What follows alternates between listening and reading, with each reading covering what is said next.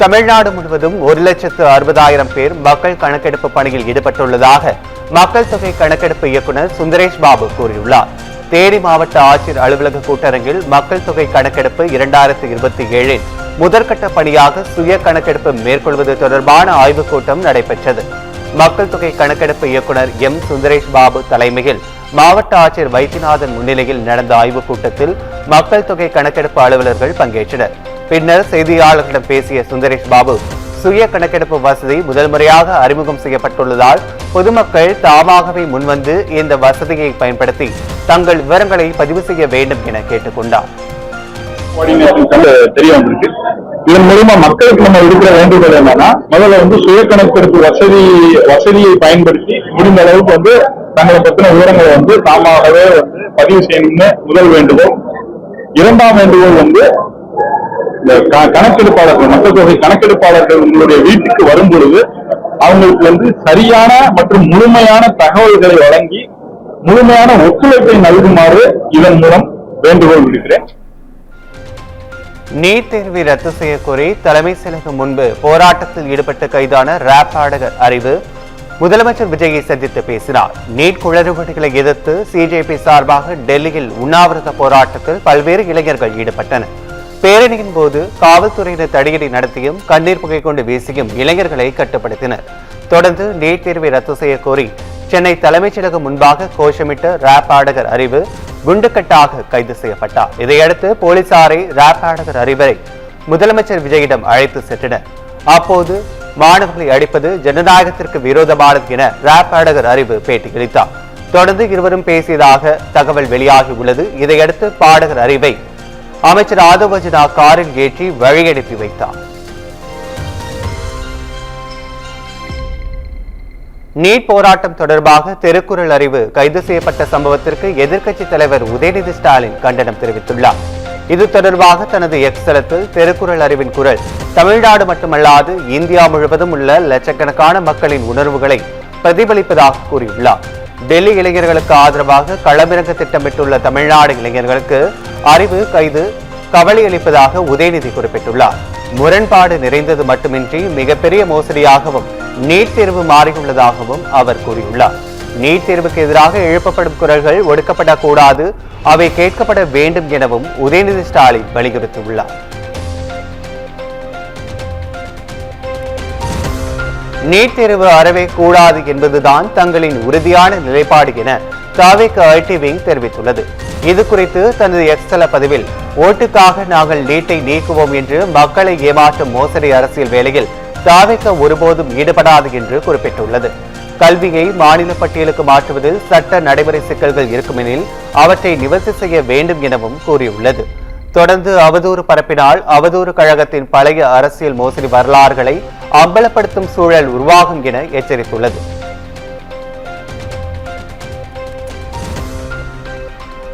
பாஜக வழியில் தவிக அரசு எதிர்க்கட்சிகளை அடக்க முயல்வதாக நாடாளுமன்ற உறுப்பினர் கனிமொழி குற்றம் சாட்டினார். நெல்லை மாவட்டம் பாளையங்கோட்டை சிறையில் உள்ள திமுக சட்டமன்ற உறுப்பினர் மார்க்கண்டேயனை சந்தித்த பின் செய்தியாளர்களிடம் பேசிய அவர், தமிழக வெற்றி கழகத்திற்கு மக்கள் மீதும் ஜனநாயகத்தின் மீதும் அக்கறை இல்லை என கூறினார். தவிக அரசு பாஜக பெயரை கூட உச்சரிக்க தயங்குவதாக அவர் விமர்சித்தார். தவிக ஜனநாயகத்திலே கொஞ்சமும் எங்களுக்கு அக்கறை இல்லை, நம்பிக்கை இல்லை, மக்கள் மீது எங்களுக்கு எந்த கவலையும் இல்லை என்று தன்னுடைய காவல்துறையை இப்படி எதிர்க்கட்சிகளை அடக்குவதற்கு மட்டுமே பயன்படுத்தி கொண்டிருக்கிறது. நான் தான் சொன்னேன்ல, யாருக்கு பயந்து கொண்டு அவர்கள் ஆட்சி நடத்தி கொண்டிருக்கிறார்களோ அவங்களுக்கே தெரியும். யாருடைய பேரையே சொல்லாம தொடர்ந்து பேசிக் கொண்டிருக்கிறார்களோ, பாஜக என்ற பெயரை சொல்லுவதற்கு கூட தயக்கத்தோடு ஆட்சி நடத்தி கொண்டிருக்கிறார்களோ அவங்களுக்கு எதிராக திருக்குறள் அறிவு அவர்கள் ஒரு கருத்தை பதிவு செய்யும் போது, போராட்டத்தில் ஈடுபடும் போது, டெல்லியிலே இன்னைக்கு எப்படி ஆகிய மாணவர்களுடைய போராட்டம் கையாளப்படுகிறதோ அதே வகையிலே இங்கே போராடக்கூடியவர்களை இந்த ஆட்சியும் தவிக ஆட்சியும் கையாண்டு கொண்டிருக்கிறது. குடும்ப பிரச்சனையில் அமைச்சர் மரியவில்சன் மற்றும் அவரது சகோதரர் இடையே பேச்சுவார்த்தையில் தீர்வு எட்டப்படாததால் மீண்டும் ஆஜராக சென்னை உயர்நீதிமன்ற சமரச தீர்வு மையம் உத்தரவிட்டுள்ளது. சகோதரரை தாக்கியதாக புதுச்சேரி குற்றவியல் நீதிமன்றத்தில் நிலுவையில் இருந்த வழக்கை ரத்து செய்ய கோரி மரிய வில்சன் தாக்கல் செய்த வழக்கில் சமரச தீர்வு மையத்தில் தீர்வு காண சென்னை உயர்நீதிமன்றம் உத்தரவிட்டிருந்தது. இதையடுத்து சமரச தீர்வு மைய நீதிபதி பாலசுப்ரமணியம் முன் இரண்டாவது முறையாக செவ்வாய்க்கிழமை அமைச்சர் மரிய வில்சன் அவரின் சகோதரர் மரிய குளோத் நேரில் ஆஜராகி சமரச பேச்சுவார்த்தை நடத்தினர். இதில் தீர்வு ஏதும் எட்டப்படாததால் மீண்டும் வரும் 28ஆம் தேதி இருவரும் நேரில் ஆஜராக நீதிபதி உத்தரவிட்டார்.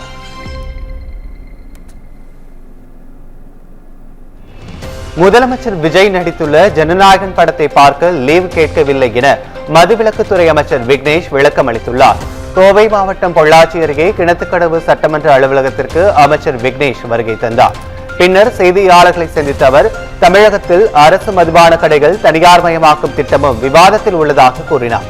விவசாயிகளின் நியாயமான கோரிக்கைகள் குறித்து நடவடிக்கை எடுக்கப்படும் எனவும் அவர் உறுதியளித்தார். நான் எங்க லீவு கேட்டேன், இங்க வீடியோ காட்டுங்க பார்க்கலாம். நான் சொன்னது என்னன்னா, என்னதான் இருந்தாலும் அந்த இப்போ எத்தனையோ சட்டசபையில எத்தனையோ அந்த முன்னாள் அமைச்சர் எல்லாம் எம்ஜிஆர் பாட்டு பாடி இருக்கிறாங்க. அப்ப அதை அப்படி எடுத்துக்குவீங்க, நாங்க உங்களை மட்டும் அப்படி பாக்குறீங்க.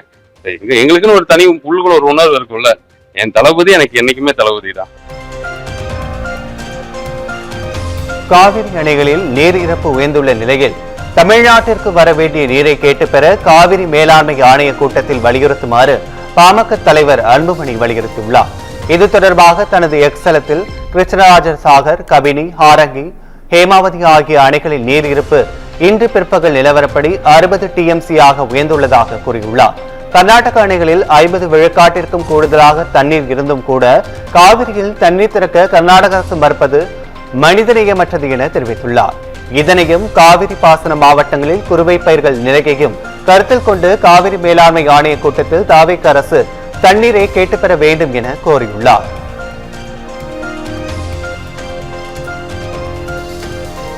டாஸ்மாக் பார்களில் பீடி, சிகரெட் விற்கக்கூடாது என்று டாஸ்மாக் நிர்வாகம் சுற்றறிக்கை அனுப்பியுள்ளது. அதில் டாஸ்மாக் பார்களில் பீடி, சிகரெட் விற்பனை செய்ய தடை விதிக்கப்பட்டுள்ளது என்றும் தண்ணீர் பாட்டில் நொறுக்கு தீனிகள் அதிக விலை வைத்து விற்றால் சீல் வைக்கப்படும் என்றும் கூறியுள்ளது. அனைத்து தின்பண்டங்களும் உணவுப் பொருள் தரக்கட்டுப்பாடு சோதனைக்கு உட்படுத்தப்படும் எனவும் ISI சான்று பெற்ற குளிர்பானங்கள் குடிநீரையை பயன்படுத்த வேண்டும் எனவும் குறிப்பிடப்பட்டுள்ளது.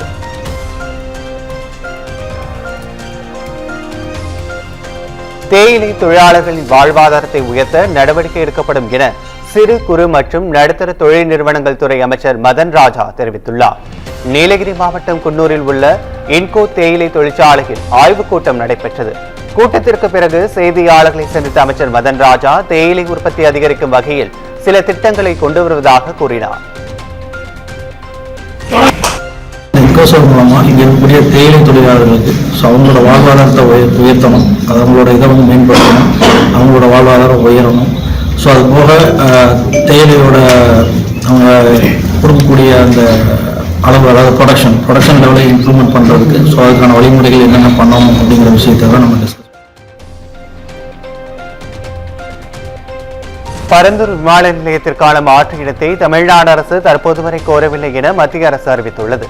விமான நிலையத்திற்கு தேவைப்படும் மொத்த அளவில் 2500 ஏக்கர் நிலம் சுற்றுவட்டார பகுதி மக்களுடையது.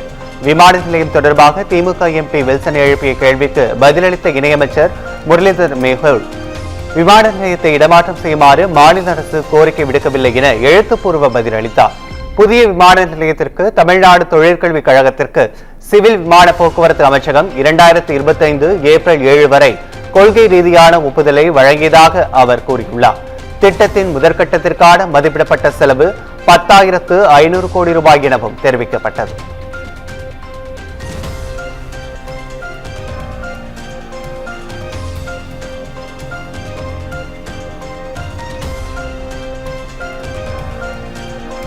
தமிழகத்தில் கடந்த 5 ஆண்டுகளில் செப்டிக் டேங்குகளை சுத்தம் செய்யும் போது 38 பேர் உயிரிழந்துள்ளதாக மத்திய அரசு தெரிவித்துள்ளது. பிசிக MP ரவிக்குமார் வெளியிட்டுள்ள எக்ஸல பதிவில் நாடாளுமன்றத்தில் தான் எழுப்பிய கேள்விக்கு சமூக நீதி மற்றும் அதிகாரமளித்தல் துறை இணையமைச்சர் ராம்தாஸ் அத்வாலே அளித்துள்ள பதிலின்படி செப்டிக் டேங்குகளை சுத்தம் செய்யும் போது உயிரிழந்தவர்களின் மாநில வாரியிலான பட்டியலில் தமிழ்நாடு 3வது இடத்தில் உள்ளதாக கூறியுள்ளார்.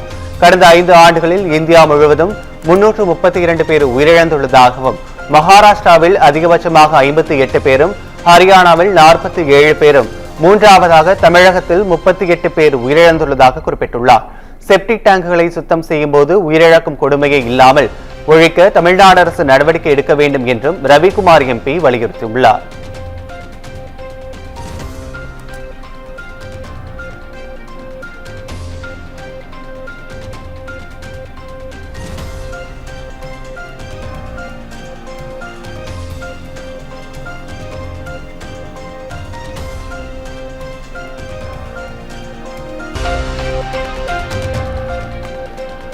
தெருநாய் பிரச்சனையை தடுக்க எந்த நடவடிக்கையும் எடுத்ததாக தெரியவில்லை என தமிழக அரசு மீது சென்னை உயர்நீதிமன்றம் அதிருப்தி தெரிவித்துள்ளது.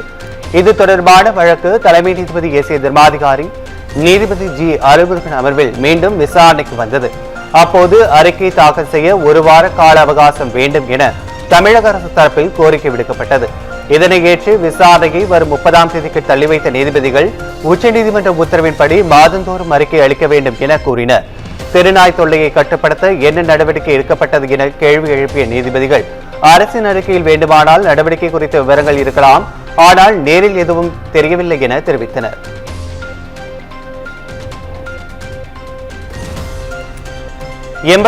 நாட்கள் வாக்கு எண்ணிக்கைக்கு பின் தமிழ்நாடு மற்றும் புதுச்சேரி பார் கவுன்சில் தேர்தல் முடிவுகள் அறிவிக்கப்பட்டுள்ளன. தமிழ்நாடு மற்றும் புதுச்சேரி பார் கவுன்சிலுக்கு 23 உறுப்பினர்களை தேர்வு செய்வதற்கான தேர்தல் ஏப்ரல் 30ஆம் தேதி நடைபெற்றது.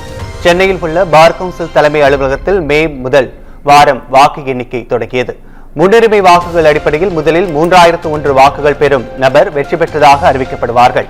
அந்த வகையில் PS அமல்ராஜ், ஆசி பால் கனகராஜ், கிரிராஜன், கே பாலு, ஜி மோகனகிருஷ்ணன் உள்ளிட்ட 18 ஆண் வழக்கறிஞர்கள், டி பிரசன்னா, சுமதி உள்ளிட்ட 5 பெண் வழக்கறிஞர்கள் என 23 பேர் தேர்வு செய்யப்பட்டுள்ளனர். இவர்கள் தலைவர், துணைத் தலைவரை தேர்வு செய்வர்.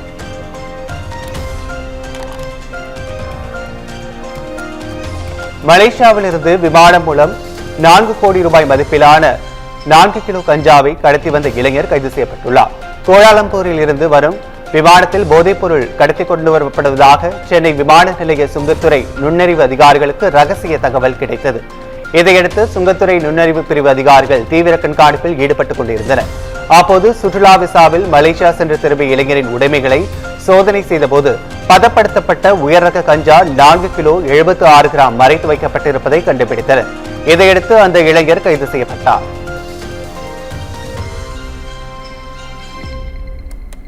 போதை மாத்திரை புழக்கம் அதிகரித்துள்ள நிலையில் குற்றவாளிகளின் முழு நெட்வொர்க்கையும் கண்டறிந்து நடவடிக்கை எடுத்து வருவதாக சென்னை காவல் ஆணையர் அமல்ராஜ் தெரிவித்துள்ளார். வியாசர்பாடி டாக்டர் அம்பேத்கர் அரசினர் கலைக்கல்லூரி வளாகத்தில் சென்னை பெருநகர காவல்துறை சார்பில் ஐ எம் அகெனிஸ்ட் ட்ரக்ஸ் என்ற போதைப்பொருள் விழிப்புணர்வு நிகழ்ச்சி நடைபெற்றது. இதில் பள்ளி மற்றும் கல்லூரிகளைச் சேர்ந்த சுமார் 4000 மாணவ மாணவிகள் பங்கேற்ற நிலையில் போதைப்பொருள் எதிர்ப்பு கலை நிகழ்ச்சிகள் நடைபெற்றது. மாணவர்கள் போதைப்பொருள் எதிர்ப்பு உறுதிமொழியும் எடுத்துக் கொண்டனர். விழாவில் பங்கேற்ற பின் செய்தியாளர்களிடம் பேசிய காவல் ஆணையர் அமல்ராஜ், போதைப்பொருள் இல்லாத பாதுகாப்பான சமுதாயத்தை உருவாக்க மாணவர்கள் முக்கிய பங்காற்ற வேண்டும் என வலியுறுத்தினார். தனிப்படை மட்டுமல்ல, தனிப்படையும் செயல்பட்டு வருகிறது. தனிப்படையுடன் இணைந்து எல்லா மட்டத்திலும் காவல்துறை அதிகாரிகள், காவல் நிலையங்களிலிருந்து உயரதிகாரிகள் வரை தொடர்ந்து அதற்கான நடவடிக்கைகள் தொடர்ந்து எடுத்து வருகிறோம். குற்றவாளிகளை கண்டறிந்து அந்த நெட்வொர்க் இருக்கு, குற்றவாளிகளுடைய மீதான குற்றவாளிகள் என்ன செய்தார்கள். இப்போ சமீப காலத்தில் டேப்லெட்ஸ் அதிகமாக பயன்படுத்தக்கூடிய சூழ்நிலையை பார்க்கிறோம். அது எங்கேருந்து வருகிறது, குற்றவாளிகள் எந்த மாதிரி எம்மோ கடைபிடிக்கிறார்கள் என்பதை கண்டறிந்து அதையும் தடுப்பதற்கு தொடர்ந்து நடவடிக்கை எடுத்து மீஞ்சூரில் ஒரு கொலை செய்துவிட்டதாக திருவொற்றியூரில் காவல் நிலையத்தில் சரணடைந்த இளைஞரால் பரபரப்பு நிலவியது. திருவள்ளூர் மாவட்டம் மீஞ்சூர் புதுப்பேடு பெருமாள் கோவில் தெருவை சேர்ந்த சேட்ராஜ் என்பவர் இடத்தகராறு காரணமாக பக்கத்து வீட்டை சேர்ந்த ராமலிங்கம் என்பவரை கொலை செய்துவிட்டதாக திருவொற்றியூர் காவல் நிலையத்தில் கூறியுள்ளார். இதுகுறித்து மீஞ்சூர் போலீசாருக்கு தகவல் தெரிவிக்கப்பட்டது. ஆனால் சேட்ராஜ் கூறிய இடத்தில் சடலம் ஏதும் இல்லை. இதையடுத்து திருவொற்றியூர் வந்த மீஞ்சூர் போலீசார் சேட்டுராஜை விசாரணைக்காக அழைத்து சென்றுள்ளனர்.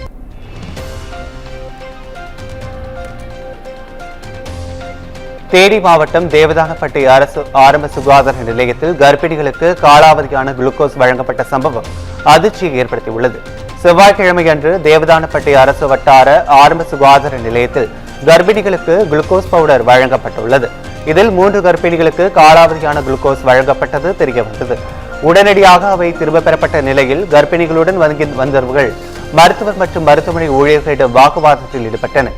இதனைத் தொடர்ந்து அங்கு வந்த வட்டார மருத்துவ கண்காணிப்பாளர் மருத்துவர் கோமதி உடனடி விசாரணை நடத்தி மருந்தாளர் ராஜன் என்பவர் மீது துறை ரீதியான நடவடிக்கை எடுக்க உத்தரவிட்டுள்ளார்.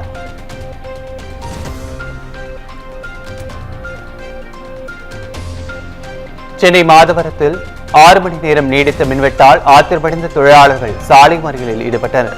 மாதவரம் வடபெரும்பாக்கத்தில் நூற்றுக்கணக்கான தொழிற்சாலைகள் இயங்கி வருகின்றன. இந்த நிலையில் செவ்வாய்க்கிழமை காலை 7 மணி முதல் மதியம் 1 மணி வரை மின்சாரம் தடைப்பட்டது. இதனால் தொழிலாளர்களும் பகுதி மக்களும் மறியல் போராட்டத்தில் ஈடுபட்டனர். சம்பவ இடத்திற்கு வந்த மின்வாரிய உதவி பொறியாளரை தொழிலாளர்கள் முற்றுகையிட்டு வாக்குவாதத்தில் ஈடுபட்டனர்.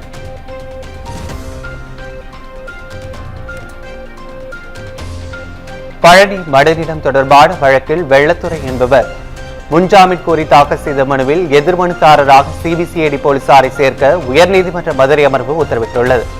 வெள்ளத்துறை தாக்கல் செய்த ஜாமீன் மனுவில் தண்டபாணி சுவாமிகள் மடத்திற்கு சொந்தமான 1.4 ஏக்கர் நிலத்தை மோசடியாக பதிவு செய்ததாக தன் மீது வழக்கு பதிவு செய்யப்பட்டுள்ளதாகவும் விசாரணைக்கு முழு ஒத்துழைப்பு அளிக்கிறேன் என்றும் எனவே முன்ஜாமீன் வழங்கி உத்தரவிட வேண்டும் என கோரியிருந்தார். இதனை விசாரித்த நீதிபதி ராஜசேகர் எதிர்மனுதாரராக சிபிசிஐடி போலீசாரை சேர்க்க உத்தரவிட்டு வழக்கு விசாரணையை புதன்கிழமைக்கு ஒத்திவைத்தார்.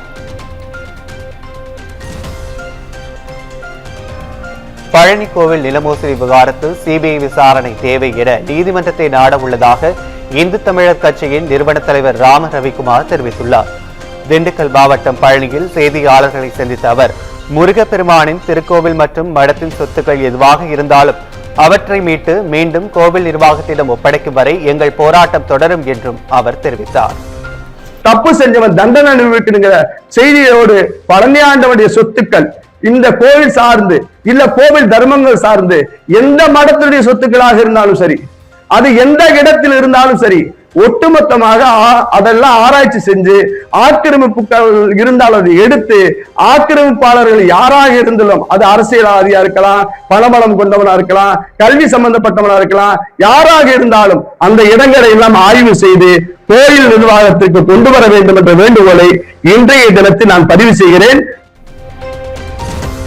தமிழ்நாட்டில் வரும் 27ஆம் தேதி வரை மிதமான மழைக்கு வாய்ப்பு என சென்னை வானிலை ஆய்வு மையம் கணித்துள்ளது. இது தொடர்பான அறிவிப்பில் தமிழ்நாடு கடலோர பகுதிகளில் கீழ்மட்ட வளிமண்டலத்தில் ஒரு பலவீனமான காற்றழுத்த தாழ்வு பகுதி நிலவுவதாக கூறப்பட்டுள்ளது. தமிழ்நாட்டின் ஓரிரு இடங்கள், புதுவை, காரைக்கால் பகுதிகளில் இடி மின்னல் மற்றும் பலத்த காற்றுடன் கூடிய மிதமான மழையானது வரும் 27ஆம் தேதி வரை பெய்ய வாய்ப்பு என தெரிவிக்கப்பட்டுள்ளது. சென்னையில் 2 நாட்கள் மிதமான மழை பெய்யக்கூடும் என அறிவிக்கப்பட்டுள்ளது. தென் தமிழக கடலோர பகுதிகள், மன்னார் வளைகுடா, அதனை ஒட்டிய குமரிக்கடல் பகுதிகளில் இன்று முதல் 23ஆம் தேதி வரை 65 கிலோமீட்டர் வேகத்தில் காற்று வீசக்கூடும் என்பதால் மீனவர்கள் எச்சரிக்கையுடன் இருக்க கேட்டுக் கொள்ளப்பட்டுள்ளது.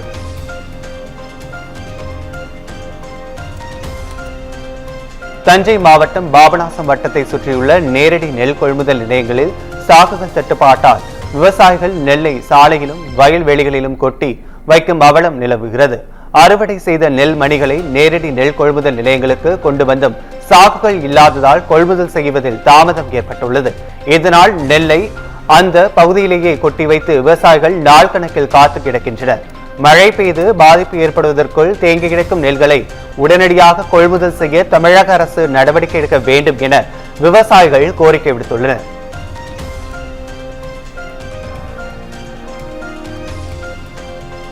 குளிர்பானத்தில் மயக்க மருந்து கொடுத்து சிறுமியை பாலியல் வன்கொடுமை செய்த நபருக்கு சாகும் வரை சிறை தண்டனை விதித்து சென்னை போக்சோ சிறப்பு நீதிமன்றம் தீர்ப்பளித்துள்ளது. சென்னை அசோக் நகரை சேர்ந்த பால்ராஜ் என்பவர் வீட்டில் வேலை செய்து வந்த 15 வயது சிறுமியை 2020ஆம் ஆண்டு குளிர்பானத்தில் மயக்க மருந்து கலந்து கொடுத்து பாலியல் வன்கொடுமை செய்ததுடன் அதை வீடியோவாக எடுத்து சிறுமியை மிரட்டி தொடர் பாலியல் தொந்தரவு கொடுத்து வந்துள்ளார். வழக்கை விசாரித்த சென்னை போக்சோ சிறப்பு நீதிமன்ற நீதிபதி எஸ் பத்மா, பால்ராஜ் மீதான குற்றச்சாட்டுகள் சந்தேகத்திற்கிடமின்றி நிரூபிக்கப்பட்டுள்ளதாக கூறி அவருக்கு சாகும் வரை சிறை தண்டனை விதித்தும் பாதிக்கப்பட்ட சிறுமிக்கு தமிழக அரசு இழப்பீடாக 6 லட்சம் ரூபாய் வழங்கவும் உத்தரவிட்டார். கேரளாவில் பல் மருத்துவக் கல்லூரி மாணவர் மரணம் தொடர்பாக மருத்துவர் கைது செய்யப்பட்டதில் நடைமுறை குறைபாடுகள் உள்ளதால் அவரை விடுவிக்க நீதிமன்றம் உத்தரவிட்டது.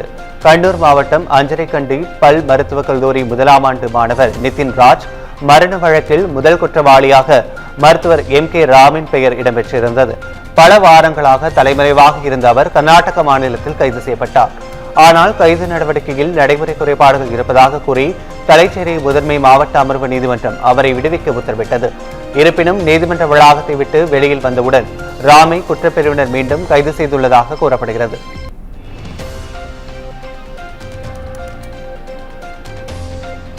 ஒடிசா பூரி ஜெகநாதர் ரத யாத்திரை திருவிழாவின் ஒரு பகுதியாக குண்டிச்சா கோயில் அருகே 3 கிலோமீட்டர் தூரம் தேர்களை கைகளால் பக்தர்கள் இழுத்துச் சென்றனர்.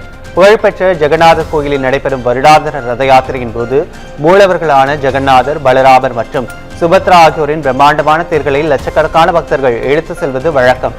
அதன்படி இறைவனும் அவரது உடன் பிறந்தவர்களும் தங்கள் அத்தையின் வீடான குண்டிச்சா கோயில்களுக்கு மேற்கொள்ளும் 9 நாள் பயணமாக இது கருதப்படுகிறது. தொடர்ந்து கோயில் அருகே 3 கிலோமீட்டர் தூரம் தேர்களை கைகளால் நூற்றுக்கணக்கான பக்தர்கள் இழுத்து சென்றனர். இது தொடர்பான ட்ரோன் காட்சிகள் வெளியாகியுள்ளது.